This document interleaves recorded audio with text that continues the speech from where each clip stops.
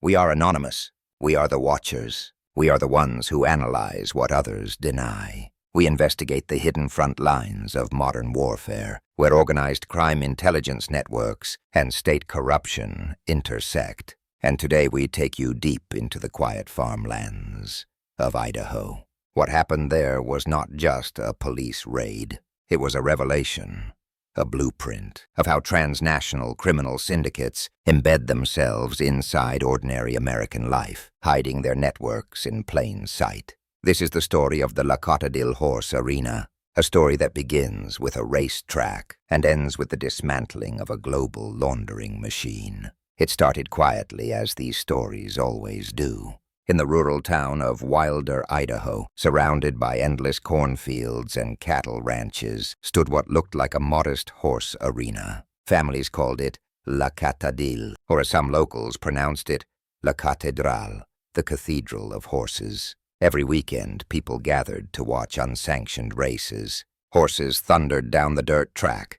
Crowds cheered, cash exchanged hands, and everyone went home thinking it was just a bit of country fun. But beneath that surface, beneath the dust and laughter, there was another race happening. A race against federal surveillance, a race against time, and a race to hide millions of dollars moving through untraceable hands. Federal agencies had been watching for months. The FBI, ICE, Homeland Security Investigations, the Idaho State Police, and the Treasure Valley Metro Violent Crime and Gang Task Force. Nearly 200 agents were involved. For months, they had tracked cash couriers, traced money transfers coming from Oregon feed stores and local agricultural suppliers, and built a digital map of transactions that all led to one place, the LeakOps horse arena. What looked like family entertainment was, in fact, a fully functioning underground casino. Tables for betting were hidden behind the stable walls. Unlicensed cash exchanges occurred in the open, disguised as prize payouts.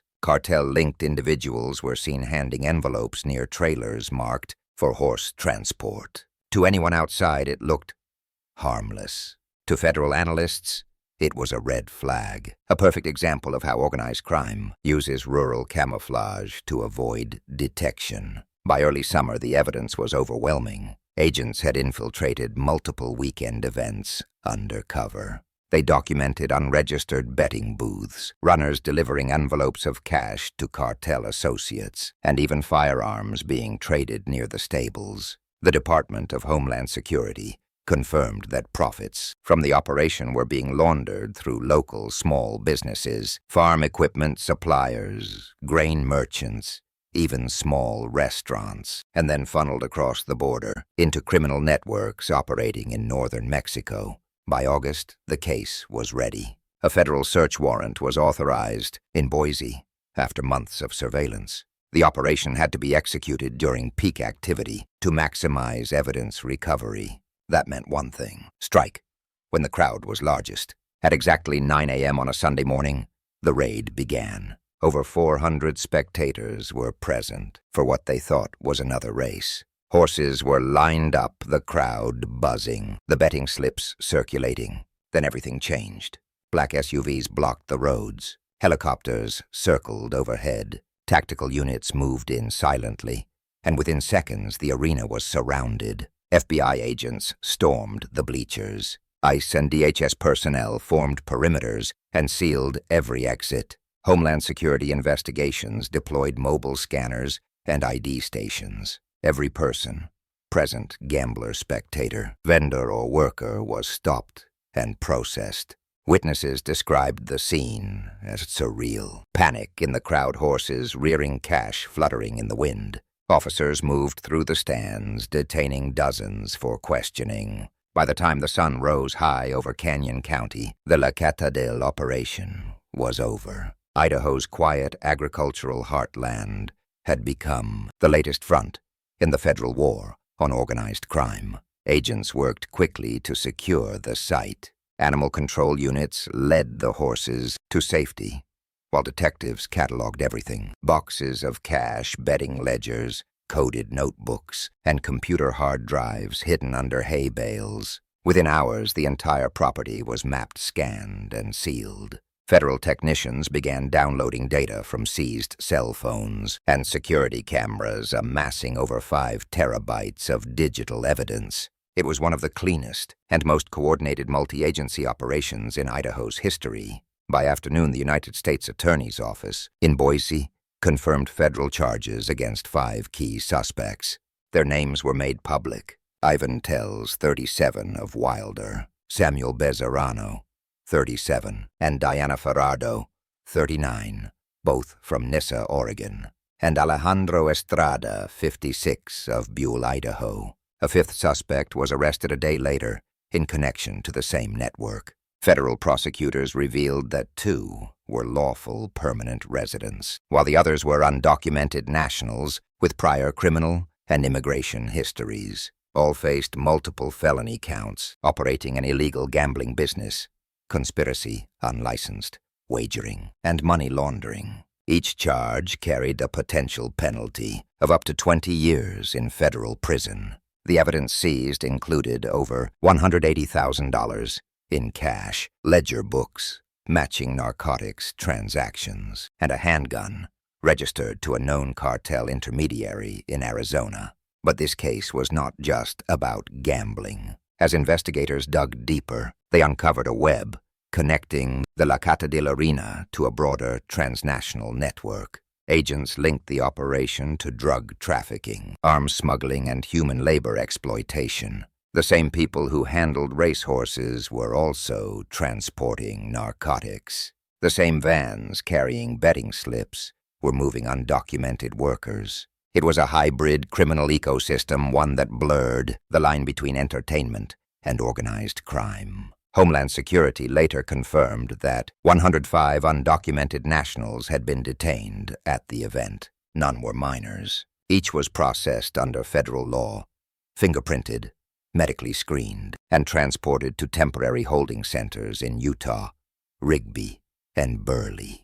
Many have since obtained legal counsel as deportation proceedings began. Officials emphasized that these detentions were not random. They were integral to uncovering a wider human smuggling and labor exploitation network tied to the illegal racing circuit. Several detainees admitted to being paid in cash as handlers, grooms, or betting runners, transported between races in unmarked vans under cartel control. Their testimonies may soon become central to mapping how the Pacific Northwest's underground racing network functioned. Intelligence analysts believe that at least 3 additional sites in the region, possibly in Oregon and Washington, are connected. Those locations are now under active federal surveillance. Governor Brad Little commended the joint operation, calling it a necessary step to dismantle networks that exploit both people and animals for profit. His office confirmed that the Idaho State Police and the Department of Agriculture provided logistical and legal support. He reaffirmed the state's commitment to prosecuting any operation that uses animal racing as a front for narcotics laundering and cartel infiltration. This case, he said, is a wake-up call. Organized crime doesn't just hide in big cities. It grows wherever people stop looking. Lawmakers in Boise echoed the sentiment, praising the mission as a model of state and federal cooperation. Meanwhile, the FBI and DHS confirmed that the LeakOps raid was part of a larger national initiative to identify and dismantle illicit enterprises laundering cartel proceeds through racing venues. Analysts believe the network functioned as a financial hub for cleaning profits from methamphetamine and fentanyl distribution, disguising them as betting revenue. Cash-in bets out. No trace, no trail. A perfect cover.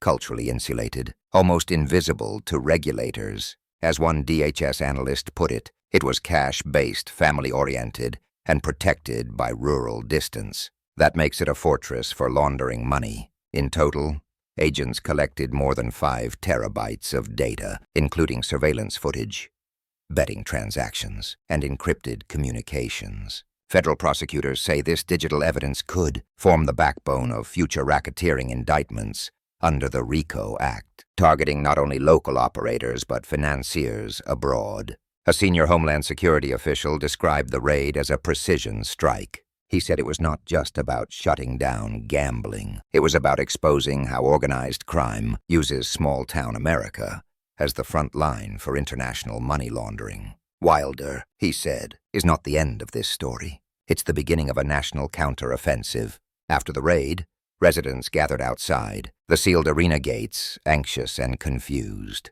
Some searched for detained relatives. Others simply wanted answers. Federal agents from Homeland Security Investigations set up a temporary command post nearby. They briefed the community, explaining the arrests, the evidence, and the legal process underway. They reassured the public that all detentions were carried out for identification, safety, and evidence control. Public safety, one ICE commander said, is always the first priority.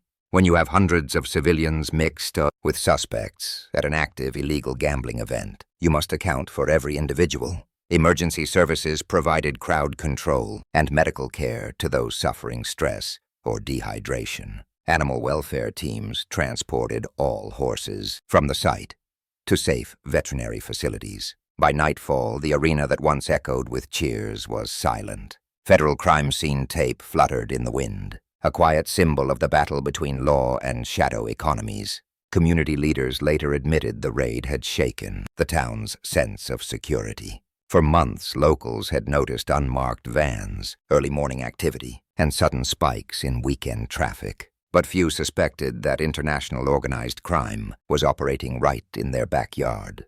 Everyone thought it was just local horse racing. One resident said, "We didn't realize it was connected to cartels." Federal analysts confirmed those fears. Illegal horse racing venues have long been identified as financial laundromats for narcotics revenue and unregistered labor wages. Large cash pools, minimal oversight, and cultural familiarity make them ideal covers. Now the same blueprint is being found in multiple states. The legal fallout is only beginning. The 5 defendants remain in federal custody pending preliminary hearings in Boise. Prosecutors are pursuing enhanced charges under federal anti-gambling, money laundering, and racketeering statutes. The Department of Justice is reviewing additional evidence for animal cruelty and tax evasion, citing unreported cash flows exceeding $2 million over the last 2 years. ICE has begun coordination with international partners in Mexico and Central America to verify the criminal histories of the foreign nationals detained. Those tied to organized crime or prior deportations will face expedited removal under newly reinstated enforcement protocols. In Boise, lawmakers are already drafting the new legislation to tighten oversight of private racing venues. Mandatory licensing checks, financial audits, and limits on cash-based wagering systems are being proposed. Idaho's legislature knows this is not an isolated case. It is a test of resilience. If organized crime could burrow into the quiet valleys of Idaho, it could be anywhere. For the FBI and DHS, the success of operationlacatadil represents more than a win. It is proof of concept, a demonstration of what happens when intelligence, enforcement, and data analytics converge in real time. The raid showed the power of multi-agency collaboration, federal intelligence, state-level logistics, and local ground control working as one unified system. In the weeks since DHS confirmed that additional warrants have already been activated, more arrests are expected. This, officials say, was not a one-day bust. It was the first strike in a much larger offensive, and that is what the world needs to understand. This was not just about Idaho. It is about the global shadow economy. From fentanyl labs in Sinaloa to feed stores in Oregon, from rural racetracks to offshore wire transfers, every link in the chain serves one purpose: to move dirty money through clean hands. The LeakOps arena was only one node in that system, but its exposure will ripple far beyond Canyon County. As the investigation continues, Wilder's residents will rebuild, the horses will return to new homes, and the arena will stand as a warning, a reminder that even in places that seem safe, the front lines of organized crime are closer than we think. For federal agents, it is a victory. For criminals, it is a warning. And for the rest of us, it is a glimpse into a war most people never see. We are anonymous. We are the observers. We uncover what the powerful hide. If you believe in transparency, if you believe in exposing truth, no matter how small the town or how deep the lie, share this message. Support independent investigation. Because the war against corruption is not fought only overseas, it is fought right here, in the heart of every forgotten place.